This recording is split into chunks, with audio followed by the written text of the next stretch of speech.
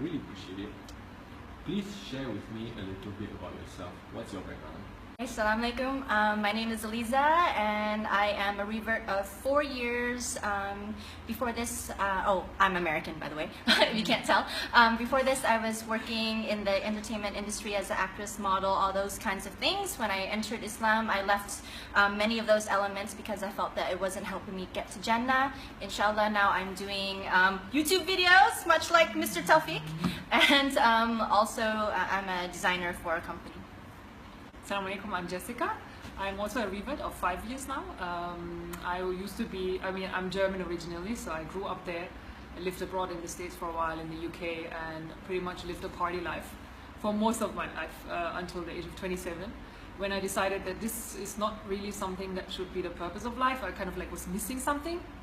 So I was wondering what happens after death. And that's when I started to research, wondering like, is there a soul? Do we have one? Where does it go after we pass away? And that's why I started to research into religion. What do you understand about the concept of hijab in Islam? For me, it's not just a piece of cloth on your head, but it actually goes much further than that. I mean, yes, symbolically, it is a piece of cloth on my head, but it's also a hijab on the way that I speak, on the way that I think, the way that I act. So the hijab is actually helping me to control many things, anger, bad language, bad thoughts, judgment. All of these things are encompassed in what the hijab means to me. Yeah, for me, with hijab, it's like, I cover my hair, not my brain or my intelligence or my personality, Yes.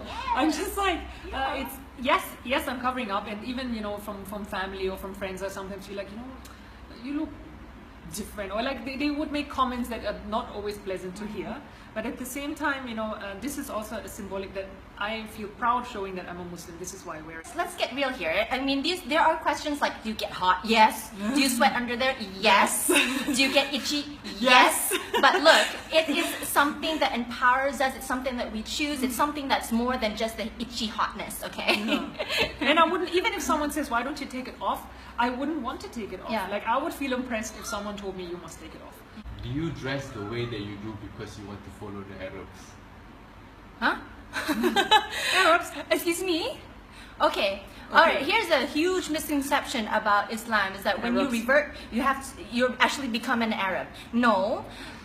Islam is a way of life, it's a religion, it's a thought process, it's a way that you carry yourself, it's not a race. A lot of people ask this too, it's a great question. Do you become an Arab? Do you have to dress like an Arab? No, of course not. You're still who you are. How would you dress like a German actually? Different, like how does a German dress different from a British person? Or a French person? So I'm not sure. Hey, you look like a German, and you look like a French, you look like a British. In fact, they all dress the same more or less. Yeah. So what are they then? Like why is Arabs one and then all the others are, I don't get it. So yeah, I'm not an Arab, I think. Besides, my Arabic is very limited as well. So. Is it true that in Islam, Muslim women have no rights? Have no rights? Oh, I have plenty of rights. I think I have discovered that I have more rights than I ever thought I would have, I mean, people are always think of, they just, I guess they think, we are free to do whatever, and once you're Muslim, you're not free to do whatever anymore. No, you have actually so many rights, in your marriage, then in your everyday life, and when it comes to work. I mean, everything is stipulated and regulated more or less. So I don't think we could say like you don't have any more rights. Then you should tell me what rights do I not have anymore. If you claim that I don't have any rights, tell me what are the rights that I don't have. Then we can discuss further. I think for women in Islam, Islam elevates women so high and puts the women in this structure where rights are clearly defined, whereas sometimes in secular life the rules and regulations that have to do with governing people, they're kind of like a gray area. In Islam it's like black and white. There's things that are haram, things that you can't do, there's things that are halal, things that you can do, and the stuff in the middle either you stay away from or you have guidance with. So you know exactly what you're doing, you know exactly what you can fight for, you know exactly what your rights are. Whereas when I felt like when I wasn't a Muslim, I didn't know, is this right? Is this wrong? I'm not sure. But here, I know exactly what I'm doing. I know what is going to get me to Jannah. I know what I shouldn't be doing because I'm told. I know what I should be doing to get more deeds. alhamdulillah, I feel like, just like Jessica, I feel like my rights have been defined in a way that I'm actually more empowered, more confident, because I know what I'm doing and I know what I stand for. Yeah. So it's almost it depends on how you look at it. It's more like a redefining, I think. Is it true that in Islam, women have lower status than men? Deep down, we all know that end of the day, woman is in charge. You know, we just don't show it outside. You know, like end of the day, I mean, come on, we're the queen of the house, right? End of the day, they kind of like outside they like to be macho, but deep down, you know, come on, it's like every guy's got that weak spot. So it's like, okay, my love, okay, you know, I mean, no, there's no such thing as having a lower status. Yes, we have different, you know, different. What's the word? Roles. Different roles, yes, exactly. We have different roles, but it doesn't mean that we are lower than the other person, right? The husband has to go to work, he has to provide for us, he has to pay for our clothing, pay for rent, pay for everything, and then I should claim that I have less rights. I mean, poor guy. You know, he's the one that's basically out there, you know, trying to make big bucks, but I sit at home and I don't even have to cook, I don't have to iron his clothes, I don't have to wash it, in fact I have to do nothing, right? I just have to be nice to him, which of course everyone expects, Muslim or not. Okay, so I don't think I can add anything to that. So I'll just leave it at that. Okay, good, awesome. In reality, there are Muslim women who are oppressed. From your point of view, is it because of Islam? When you look at the tenets of Islam, Islam is a perfect ideological platform. However, the way that humans take it and implement it is something that's different. Humans have flaws. Platforms usually don't have flaws. Okay, I was a sociology major, so when I looked at socialism, capitalism, these platforms, they're not really flawed. What's flawed is how humans come and take it and interpret it and then apply it. So Islam, when you look at the rulings and you know, the teachings, they're all so beautiful, but you know how people, you know how cultures interpret it, how different genders interpret it, it's going to be, there's going to be fault. And of course, you know, like any other religion, any other thought, you know, school of thought, there are going to be people on either end. There's going to be extremes on this end, there's going to be extremes on this end. There's going to be people who are so liberal that it's like you can't control them, and then there's going to be people who are so oppressed that they just can't move.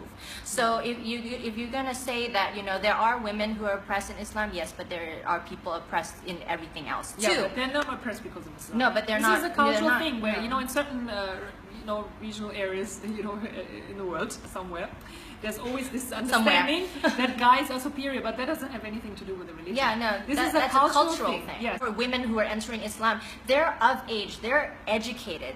This is a a religion of educated people, and that's one of the first commands of Islam is to read, educate yourself, ask questions, get that knowledge. So once you have that knowledge, like Sister Jessica has been saying all along, after the research, after the understanding, you know that you're not oppressed, you know that you have rights, you know that you have a lofty, you know, position in Islam over the men. So,